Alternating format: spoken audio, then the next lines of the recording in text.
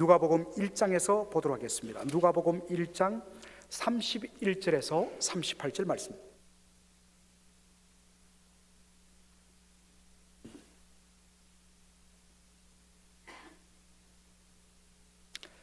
자, 한 절씩 교독하고 마지막은 한 목소리를 읽겠습니다. 보라, 네가 수태하여 아들을 낳으리니 그 이름을 예수라 하라. 저가 큰 자가 되고 지극히 높으신 이의 아들이라 일컬을 것이요 주 하나님께서 그 조상 다윗의 위를 저에게 주시리니 영원히 야곱의 집에 왕노릇 하실 것이며 그 나라가 무궁하리라. 마리아가 천사에게 말하되 나는 사내를 알지 못하니 어찌 이 일이 있으리까? 천사가 대답하여 가로되 성령이 내게 임하시고 지극히 높으신 이의 능력이 너를 덮으시리니 이러므로 나실 바 거룩한 자는 하나님의 아들이라 일컬으리라. 보라, 내 친족 엘리사벳도 늙어서 아들을 배었느니라. 본래 수태하지 못한 데 하던 이가 이미 6달이 되었나니 대저 하나님의 모든 말씀은 능치 못하심이 없느니라. 다 같이요. 마리아가 가로되 주의 계집 종이오니 말씀대로 내게 이루어지이다 하매 천사가 떠나가니라. 아멘. 저는 오늘 주의 여종이오니라는 제목으로 말씀을 전하기를 원합니다. 여러분, 아베 마리아라는 말을 들어보셨을 것입니다. 한 30년 전인가요? 아니면 훨씬 더 전이겠죠. 한국의 한 가수가 아베 마리아라는 제목으로 그렇게 유행가를 불렀습니다. 또 아베 마리아라는 이 로만 캐톨릭 찬송도 있습니다. 천주교에서 아베 마리아라는 일종의 성모송이라고, 이 송이란 것은 노래송이 아니라 바로 암송할 송자를 씁니다. 아베 마리아가 뭐냐면 예수님의 모친 마리아에게 자기가 소원이 있는데 예수님께 직접 말할 수 없고, 아무래도 자기보다는 예수님의 어머니 마리아가 아들에게 직접 대신 구하면 훨씬 더 응답이 잘 된다고 생각해서 성모 마리아한테 아들 예수님께 저의 소원을 좀 아뢰어주세요 라는 그런 내용이 담긴 그런 것이 아베 마리아입니다. 우리는 확신합니다. 누구를 통해서가 아니라 누구든지 주 예수의 이름으로 은혜의 보좌 앞에 담대히 나갈 수 있는 길이 열리고 그런 축복이 우리에게 주어졌다는 사실, 여러분 믿으십니까? 아멘. 아멘 하셔야 됩니다. 누구를 통해서 기도하는 것이 아닙니다. 우리 한 사람 한 사람에게 직접 주님께 나갈 수 있는 그런 은혜의 축복이 열렸습니다. 그래서 우리는 아베 마리아 이런 것들을 묵상할 필요가 없습니다. 암송할 필요가 없습니다. 그런데 여러분, 아베란 말이 무슨 말인지 아십니까?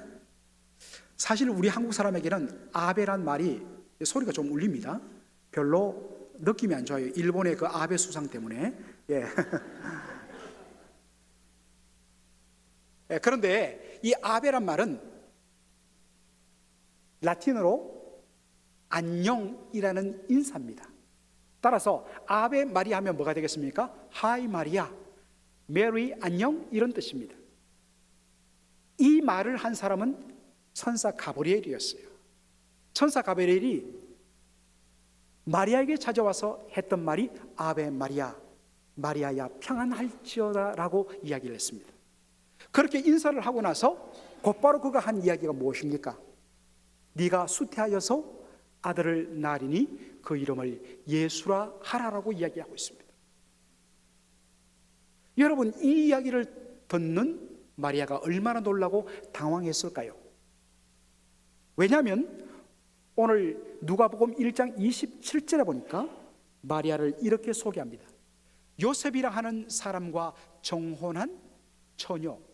마이크 소리가 왜 이러죠?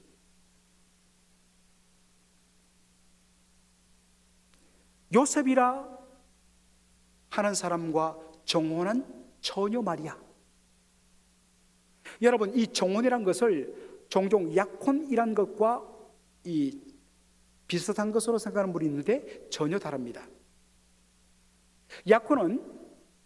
약혼했다가 결혼 약속했다가 또 여러 가지 어려움이 있어서 결혼하지 않아도 법적으로 문제가 되지 않습니다.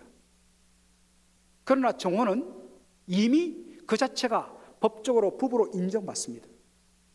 다만 결혼과 정혼이 다른 것은 정식 결혼할 때까지는 부부가 한 방을 쓰며 서로 관계를 가지지 않는 것입니다. 정혼한 상태인 마리아가 보인 반응이 뭡니까? 누가복음 1장 34절 한번 보시겠습니다. 나는 사내를 알지 못하니 어찌 이 일이 있으리까? How will this be since I am a virgin? 저는 처녀인데 남자를 알지 못하는데 어찌 이 일이 있을 수 있겠습니까? 사실 이 영어 성경은요, 현대의로 의역된 것이에요. 원래는 저는 남자를 알지 못, I don't know a man이라고 되어 있습니다. 여러분, 원어상 알다란 말은 부부관계를 가지다는 말입니다. 부부관계를 가지지 않았는데 어떻게 아이를 낳을 수 있겠습니까? 라는 것이 마리아의 반응이었습니다. 여러분들, 많은 분들이요, 동정녀 탄생을 믿는 것이 그렇게 어렵다고 이야기를 해요. 다들 예수님의 십자가를 믿어요.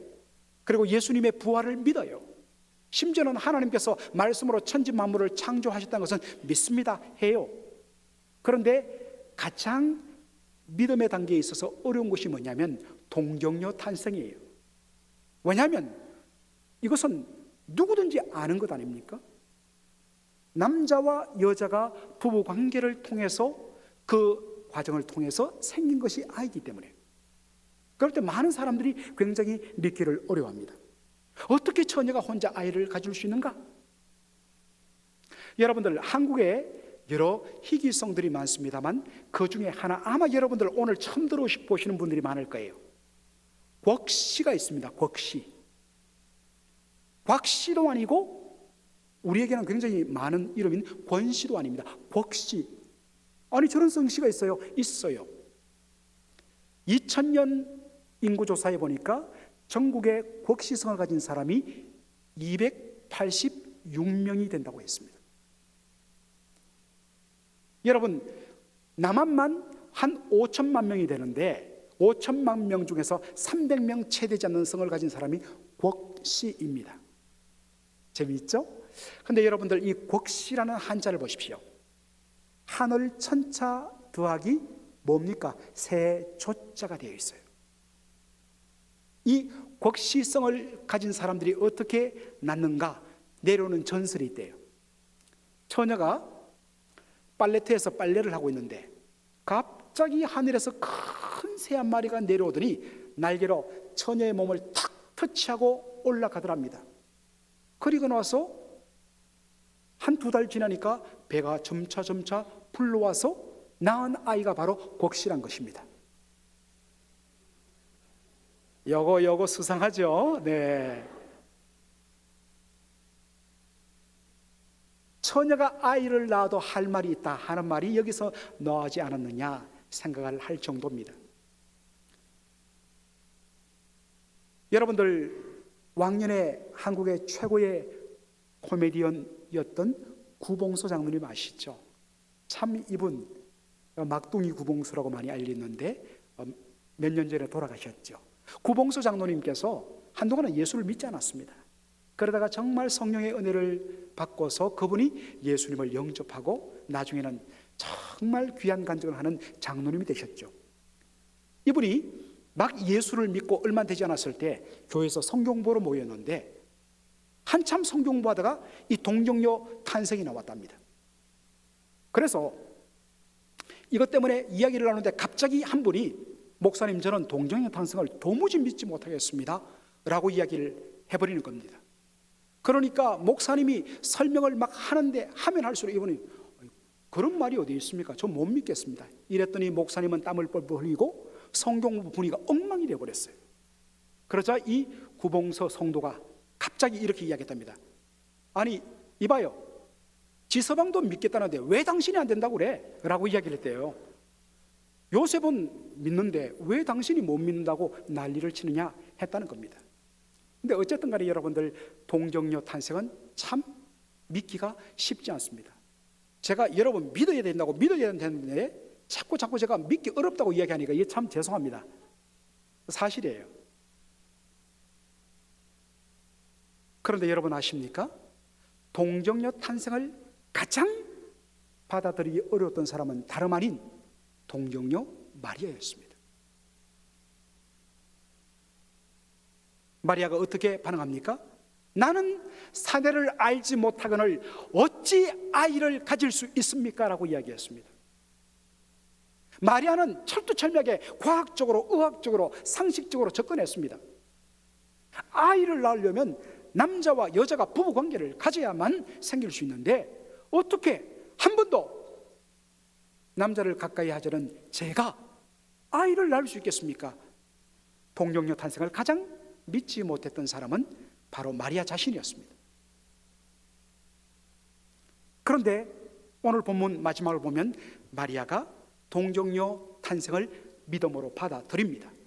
누가복음 1장 38절을 한번 보도록 하겠습니다. 다 같이 읽겠습니다. 주의 계집 종연이 말씀대로 내게 이루어지이다 라고 고백을 합니다. 마침내 말씀을 받아들이고 동정녀 탄생을 그대로 인정합니다. 그런데 여러분 질문을 던져야 됩니다. 어떻게? 나는 사내를 알지 못하거늘 어떻게 제가 아이를 가질 수 있겠습니까? 라고 부인했던 마리아가 마지막으로 주의 여종이오니 말씀대로 주의 뜻대로 이루어지기를 원합니다 라고 그렇게 고백했을까? 그것은 바로 천사의 말 한마디 때문이었습니다. 누가복음 1장 37절 우리 한번 보도록 하겠습니다. 다 같이 읽겠습니다. 시작. 대조 하나님의 모든 말씀은 능치 못하심이 없느니라. 대조 하나님의 모든 말씀은 능치 못함이 없다고 이야기했습니다. 하나님의 모든 말씀은 능치 못함이 없다. 여러분 특별히 우리가 여기에 말씀이란 단어에 주목할 필요가 있습니다. 우리는 압니다. 그리고 믿습니다. 하나님께서 천지 만물을 무엇으로 창조하셨다고요? 말씀으로 창조하신 것을 우리는 믿습니다.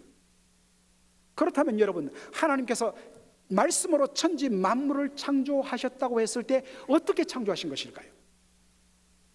우리는 종종 하나님이 말씀으로 천지 만물을 창조하셨다고 하니까 하나님께서 우리와 똑같은 성대를 가지시고 이 성대를 울려서 소리를 발해갖고 음성으로 빛이 있으라 할 때 빛이 있는 것처럼 우리는 그렇게 생각하기 쉽습니다.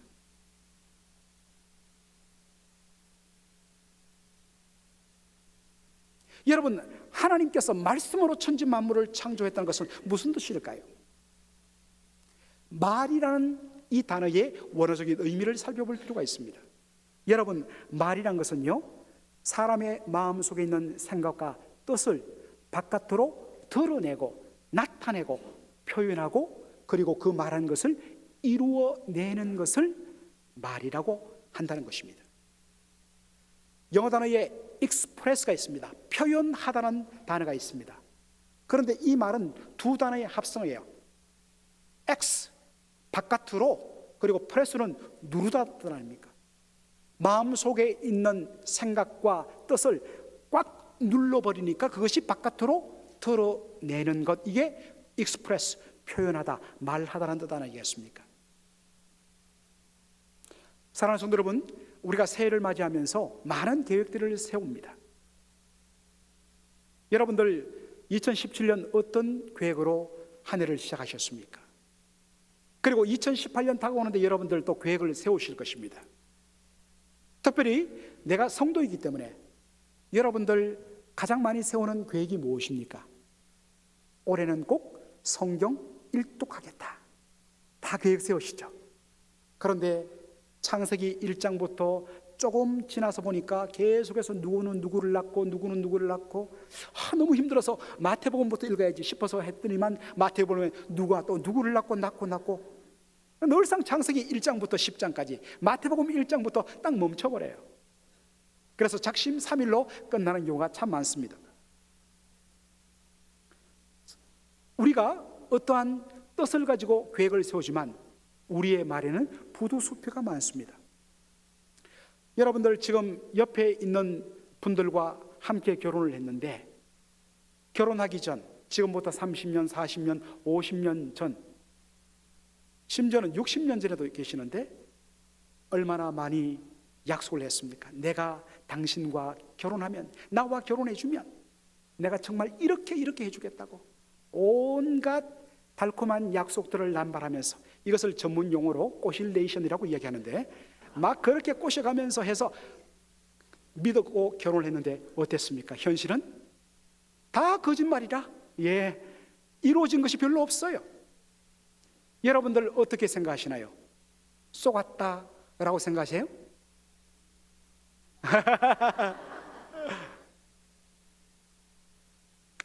근데 사실은요, 결과적으로 그렇게 됐지만 그 약속한 것은 원래 거짓말 아니었어요. 진심이었습니다. 정말 그렇게 해드리고 싶었어요. 그런데 그것을 이루어낼 수 있는, 말한 것을 그대로 실현해낼 수 있는 능력과 실력이 없기 때문에 그랬던 겁니다. 여러분들 용서하셔야 돼요. 그런데 우리 하나님은 어떤 분이시냐? 하나님은 당신이 말한 것, 다시 말해서 하나님의 마음속에 품고 있는 뜻과 계획과 생각을 그대로 이루어내시는 전능하신 하나님이라는 사실입니다. 그러므로 하나님께서 말씀으로 천지 만물을 창조했다는 것은 뭐겠습니까? 하나님 마음속에 담겨있는 천지 창조의 뜻과 계획을 그대로 이루어내고, 그대로 나타내고, 그대로 실현하고, 그대로 완성해서 천지 만물을 창조하신 것입니다.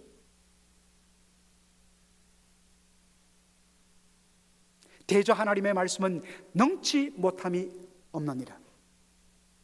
어제나 오늘이나 영원토록 동일하신 하나님, 여호와 하나님의 팔은 단 한 번도 짧아진 적 없습니다.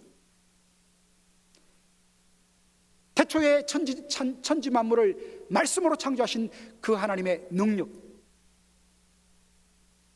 그 능력을 가진 하나님께서 그 전능한 능력으로 어찌 하나님의 특별하신 섭리 가운데 이 땅의 구주 예수 그리스도를 이 땅에 보내시기 위해서 특별한 케이스로 동정녀를 통해서 하나님께서 왜 하실 수 없겠는가 하는 것입니다. 이것이 천사의 논리였습니다.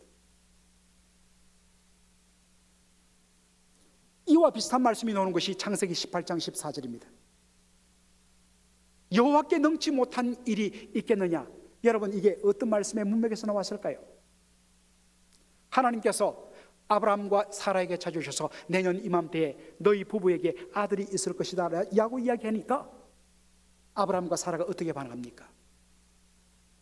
하나님, 우리가 99세입니다. 제 아내는 89세예요. 의학적으로 과학적으로 아이를 갖는 것은 불가능합니다. 그런데 어떻게 아이를 낳을 수 있다고 이야기하십니까? 하나님, 저희들 놀리지 마십시오. 그럴 때 하나님 주신 말씀이 무엇입니까? 여호와께 능치 못한 것이 있겠느냐? 하나님 하신다면 하신다는 겁니다. 사랑하는 성도 여러분, 이 말씀이 오늘 우리에게 도전이 돼요.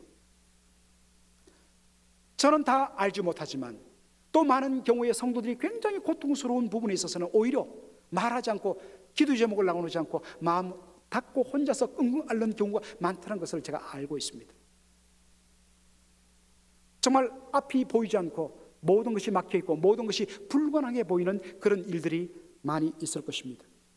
바로 그 순간에 우리가 붙잡아야 할 말씀이 무엇이냐? 바로 이 말씀입니다. 대저 하나님의 말씀은 능치 못함이 없느니라.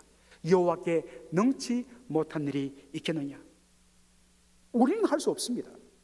그러나 하나님이 하신다면 하시는 것이에요. 하나님이 기뻐하시면 능히 하실 수 있는 것입니다. 우리 자신이 안 된다고, 우리 자신이 할 수 없다고 하나님이 하실 수 있는 것마저 제한해서 되겠습니까? 주여, 저는 도무지 앞이 보이지 않습니다. 그러나 하나님 기뻐하신다면 이루어 주실 줄로 믿습니다. 주여, 행하여 주시옵소서. 이게 우리의 귀한 믿음의 고백이 되어야 하는 것입니다. 오늘 우리가 특별히 마지막으로 다룰 말씀은 누가복음 1장 38절의 말씀이에요. 마리아가 이야기합니다. 주의 계집종이오니, 주의 이어종이오니 말씀대로 내게 이루어지이다. 여러분, 이 말이 무슨 뜻이겠습니까? 제가 처녀의 몸으로서 아이를 가지고 낳겠다는 그러한 결단입니다. 여러분, 말이 좋아서 아멘 했지, 그가 이렇게 말했지, 사실 이 순종으로 인해서 그가 장차 당해야 할 고통은 말로 다 할 수 없습니다. 가는 곳마다 사람들이 의혹의 눈치를 보입니다. 아니, 어떻게 처녀가 아이를 낳아? 성령으로 잉태했다고 그러는데 그게 말이 돼? 누구도 밀어주지 않습니다. 왜냐하면 확인될 수 있는 일이 아니기 때문입니다. 그래서 마리아는, 요즘 들어서 성모 마리아니 이런 말을 하지, 예수님께서 십자가에 달려 죽으시고 3일 만에 부활하시고 성천하시고 하나님의 아들로 그렇게 선포되기까지는 수십 년간을 정말 사람들의 조롱과 비웃음과 비아냥 속에 고통 가운데 살아야 했습니다. 그럼에도 불구하고 이것을 받아들이겠다고 결단한 것입니다. 그 이유가 어디 있습니까? 자기를 뭐라고 이야기해요? 나는 주의 여종이오니라고 고백합니다. Yes, Lord, I am the Lord's servant. Yes, Lord, I am your servant. 주의 여종이오니. 사랑하는 성도 여러분, 종의 존재 이유가 뭘까요? 종은요, 자기를 위해서 존재하지 않습니다. 종은 오직 주인을 위해서 존재해요. 그가 가장 기쁠 때가 언제냐? 자기를 통해서 주인이 기쁨을 얻을 때입니다. 자기를 통해서 주의 주인이 기쁨을 얻을 때 가장 기뻐요. 심지어 주인을 위해서라면 자기가 기꺼이 희생당하고 손해보는 것도 감수하겠다는 것, 이게 종의 자세인 것입니다. 여러분, 이것을 가장 선명하게 보이신 분은 우리 예수님이세요. 예수님께서 십자가를 앞두고서 그날 밤 겟세마네 동산에서 온 밤을 새시면서 하신 기도는 한 가지였습니다.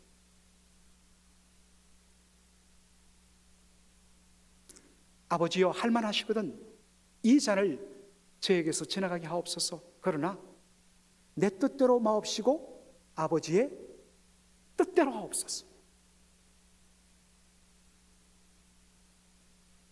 그리고 십자가를 지셨습니다. 사랑하는 성도 여러분, 그 은혜로 구원받은 우리는 누구입니까? 예수님께서 십자가에 피 흘려 죽으시고 그 피를 통해서 우리의 모든 죄값을 지불하여 주심으로 말미암아 우리가 죄 사함 받고 용서받고 하나님의 자녀가 되고 하나님의 백성된 존재가 아닙니까? 왜 우리가 예수님을 주님으로 고백하느냐? 그분이 당신의 존귀한 피로 우리를 값주고 사셨기 때문입니다.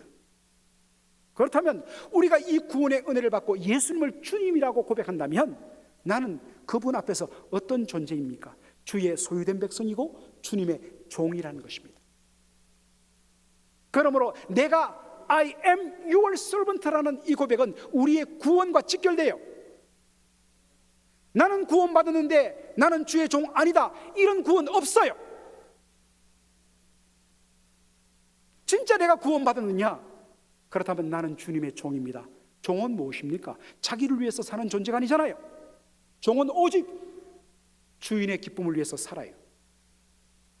살아도 주를 위해서 살고 죽어도 주를 위해서 죽는 것, 이게 종의 삶이에요.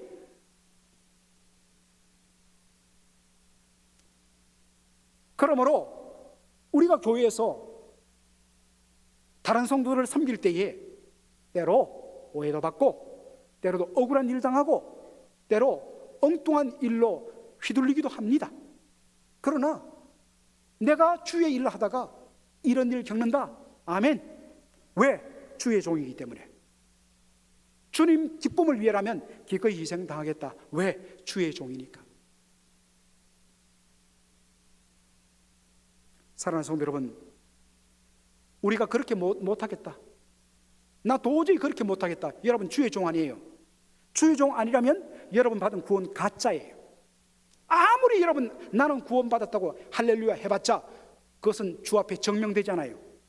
내가 받은 구원의 그 참된 기쁨과 참된 확신은요, 내가 주의 종이라는 고백으로 살아갈 때 비로소 확인돼요.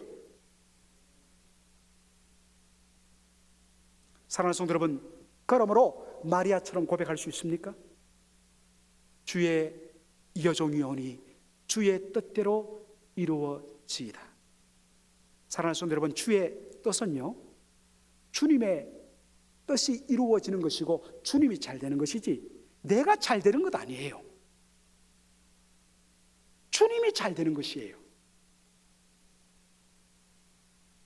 주님이 잘 되시기만 하면, 주님의 뜻이 이루어지기만 하면 저는 그것으로 할렐루야, 주 앞에 영광 돌릴 뿐입니다 라고 고백하는 것, 이것이 이 두 번째 촛불을 켜면서 예배를 드리는 여러분의 고백되어야 됩니다. 그렇지 않다면 우리의 오늘 이 예배는 주님 앞에 결코 연락될 수 없는 인간의 잔치가 되고 말 것입니다. 이러한 고백으로 오늘도 주님의 뜻대로 이루어지며 그 일 위해서 제가 기꺼이 저에게 주어진 십자가 지고 가겠습니다 라고 한 분 한 분 고백하는 우리 모든 성도 되기를 주의 이름으로 축원합니다. 아멘. 기도하겠습니다.